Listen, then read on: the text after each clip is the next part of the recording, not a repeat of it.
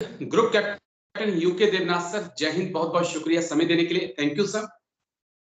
जय हिंद राजेश। शुक्रिया सर, आपने समय दिया। अग्निवीर के मुद्दे पर मेरी और आपकी कई बार चर्चा हो चुकी है और कई ऐसे वीडियो हैं, कई आपके ऐसे पॉइंट हैं जिनको मेरे व्यूअर्स ने काफी पसंद किया है।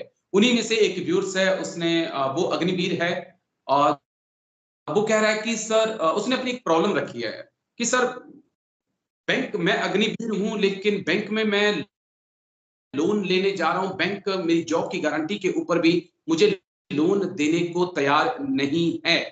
मुझे अपने घर की मेंटेनेंस करवानी है, छत उस पे डलवाना है, वो लीक हो रहा है बरसात के मौसम में, लेकिन बैंक पैसा देने के लिए तैयार नहीं है, लोन देने के लिए तैयार नहीं है अग्निवीर की जॉब गारंटी के ऊपर।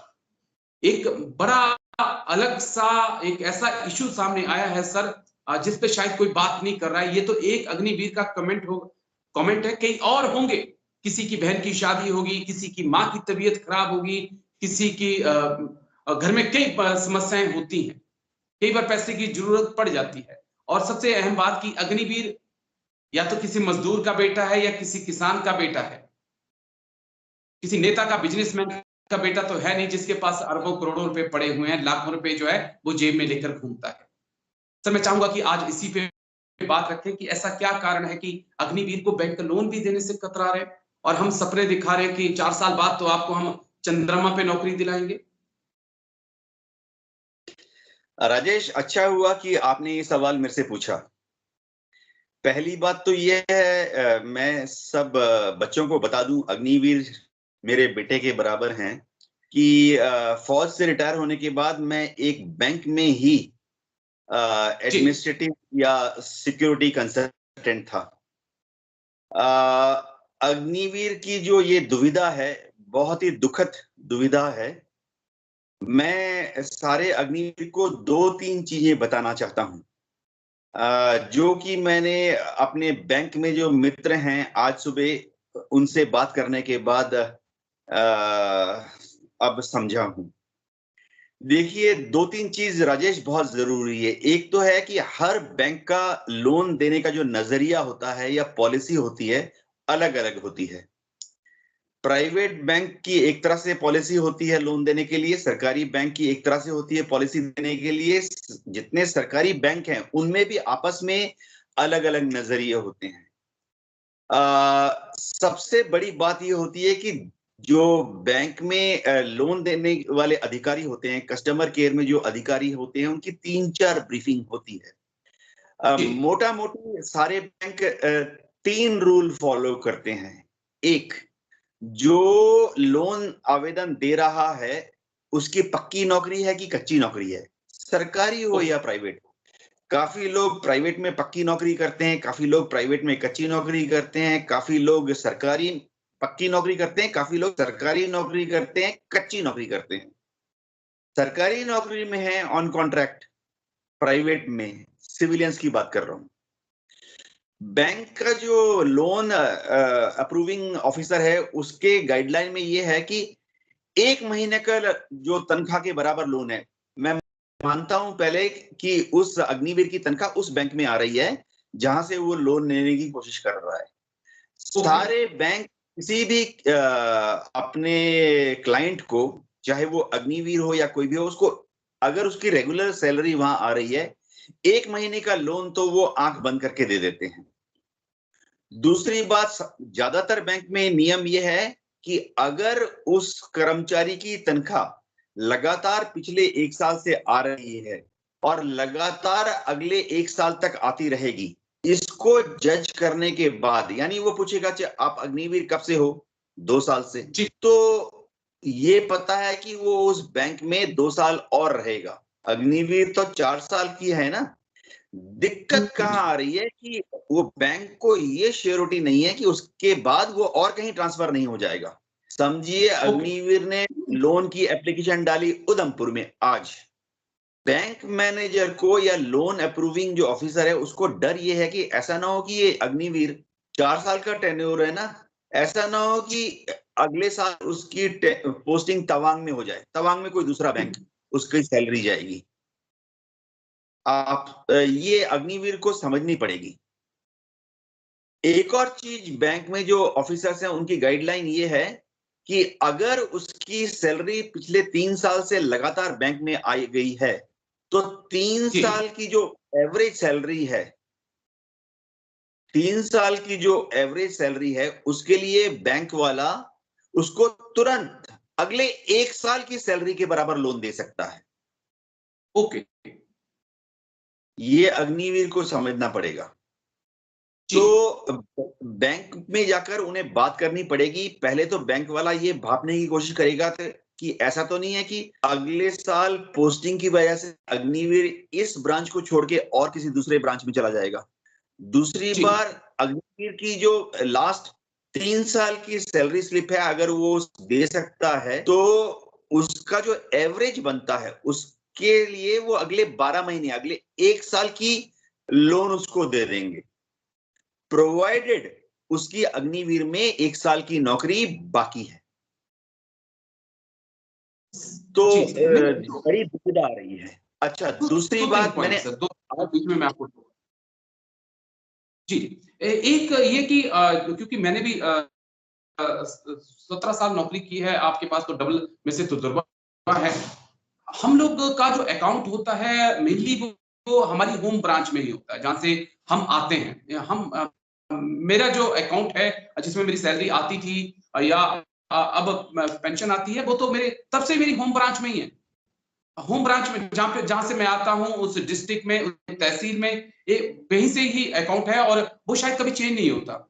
फौजी पोस्टिंग के साथ अपने ब्रांच को चेंज नहीं करते। एक चीज और मैं जो आपसे सवाल इसका जानना चाहूंगा, क्योंकि जो लोन होता है किसी को अगर मकान डालना है, मकान का मेंटेनेंस भी करानी है सर, कम से कम आज 6-7 लाख रुपया ऐसे ही निकल जाता है सर, और उतनी अग्निवीर की 1 साल की सैलरी भी नहीं है।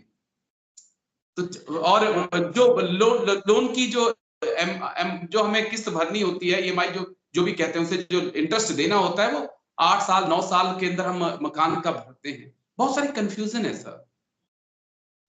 हाँ राजेश, ये दिक्कत सिर्फ अग्निवीर को ही नहीं है। जितने सरकारी या प्राइवेट कर्मचारी हैं जिनकी की पक्की नौकरी नहीं है, लॉन्ग टर्म सर्विस नहीं है, सबको ये दिक्कत आती है।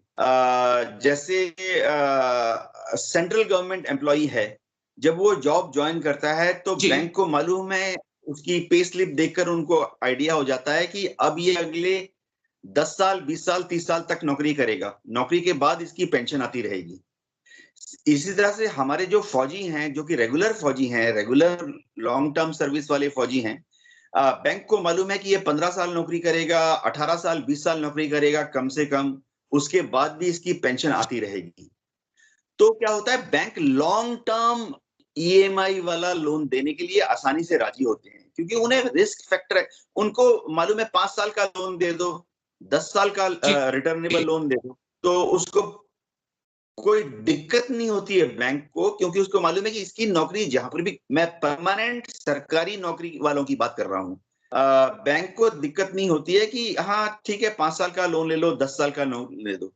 प्राइवेट में क्या होता है मैं बताता हूँ। जो प्राइवेट लोग हैं, जो प्राइवेट में जो लोग हैं, उनकी बैंक एसेस करता है कि उनकी क्वालिफिकेशन क्या है, कहाँ जॉब कर रहे हैं, प्राइवेट वालों की बात कर रहा हूँ, और फिर एसेस करता है कि उनका पिछले 3 साल का क्या सैलरी का ट्रेंड रहा है। उसके बेसिस पर, क्योंकि बैंक एसेस कर लेता है, प्राइवेट वालों की बात कर रहा हूँ, जॉब वालों की, बैंक एसेस कर लेता है कि हाँ ये तो इंजीनियर है, ये तो डॉक्टर है, ये तो चार्टर्ड अकाउंटेंट है, इसकी उम्र अभी 28 है, 3 साल से हर महीने ये इतना कमा रहा है। तो बैंक की एक जजमेंट होती है कि ये कहाँ जाएगा, कहीं नहीं जाएगा। इसकी औकात है कि 5 साल तक या 10 साल तक ईएमआई वापस करता रहेगा। अग्निवीर के बारे में बैंक को संदेह ये हो रहा है कि 4 साल के बाद ये कहाँ जाएगा, क्योंकि उसके बाद 4 साल के बाद उसकी पेंशन भी नहीं है। 4 साल के बाद वो कहाँ पर ज्वाइन करेगा, क्या उसको कोई रेगुलर जॉब मिलेगी जिससे कि वो अपनी ईएमआई को वापस कर सके।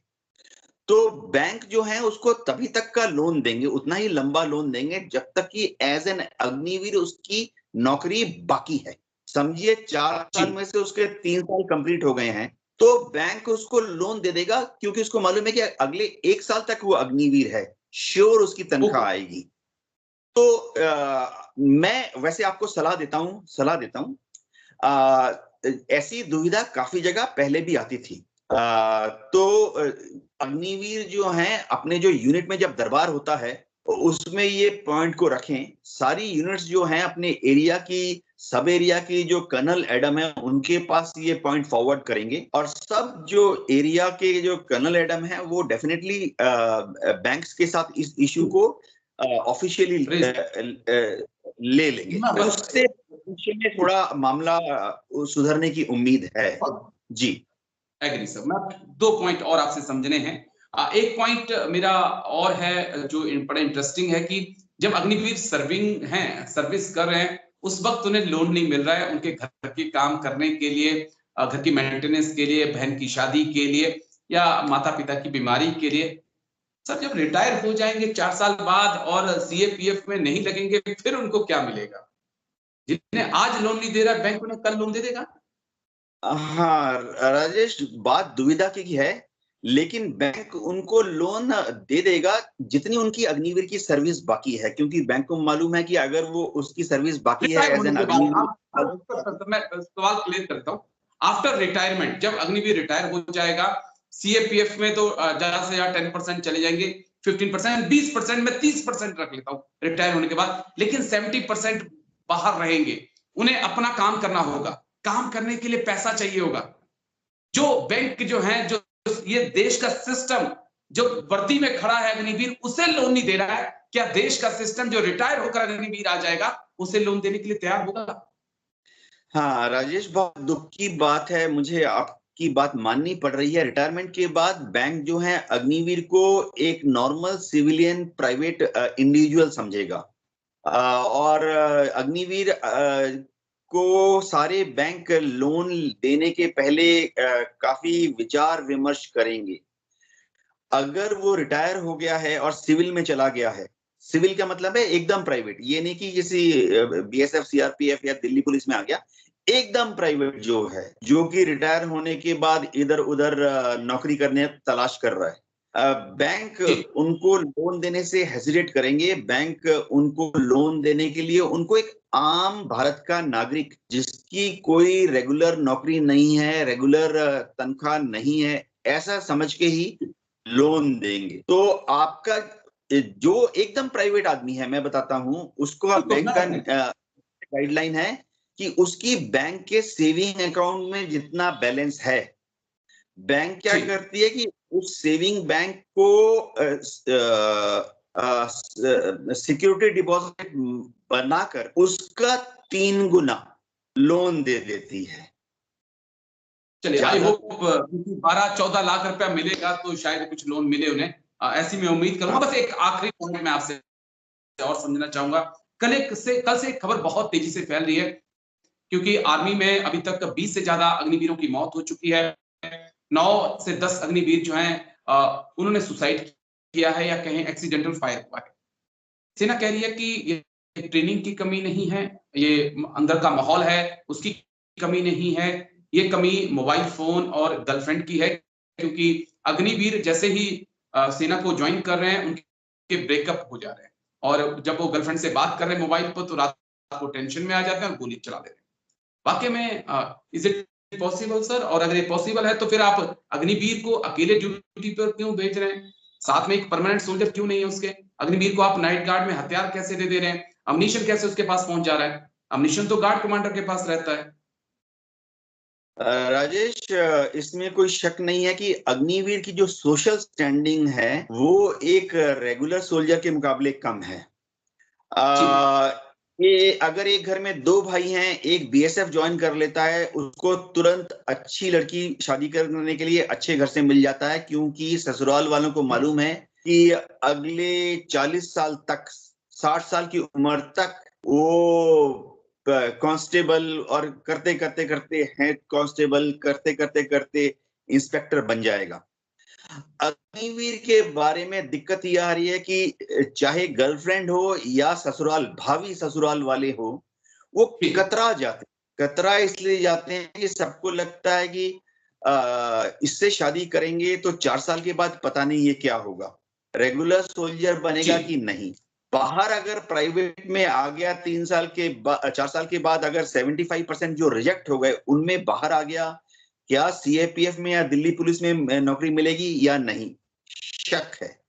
मेरा सिर्फ सब अग्निवीर सोल्जर्स से यही दरखास्त है कि जीवन में गर्लफ्रेंड अगर आपको रिजेक्ट कर देती है तो दूसरी भी है, तीसरी भी है और भी हैं। मैं खुद अग्निवीर को बताता हूं, थोड़ा हल्के में ही बताऊंगा कि मेरी शादी होने के पहले 6 लड़कियों ने मुझे रिजेक्ट किया था। 6 लड़कियों ने, 6 भाभी ससुराल वालों ने मुझे देखा था, उन्होंने रिजेक्ट कर दिया। उन्होंने बोला हम आपको बताएंगे जी, बात परसों बताएंगे जी, और फिर कोई जवाब नहीं आया। तो मेरी जो अभी की पत्नी है वह 7वीं लड़की है जो कि मेरे 7वीं लड़की और 7वां भावी ससुराल जो कि मेरे भ्रम में फाइनली फंस गए। तो अग्निवीर से मेरी दरख्वास्त है कि कृपया जीवन को हल्के में लीजिए, जीवन में बहुत कुछ है।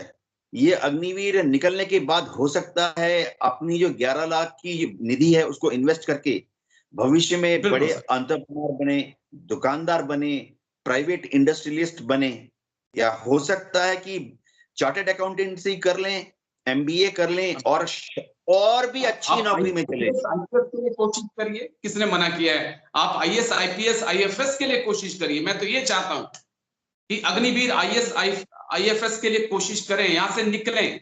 मैं तो भारत सरकार से इतनी दरख्वास्त करता हूं कि इन बच्चों में से आप उस टैलेंट को निकालिए जो आईएएस, आईपीएस, आईएफएस बने, तो शायद देश का और ज्यादा भला होगा। क्योंकि जिन्होंने 4 साल मिट्टी की, इस देश की मिट्टी को सूंघा है, वो ज्यादा बेहतर पॉलिसी देश के लिए बना सकेंगे। बहुत बहुत शुक्रिया सर, बहुत बहुत शुक्रिया आपका समय देने के लिए, इतनी बारीकी से समझाने के लिए। Thank you sir, Jai Hind. Thank you sir.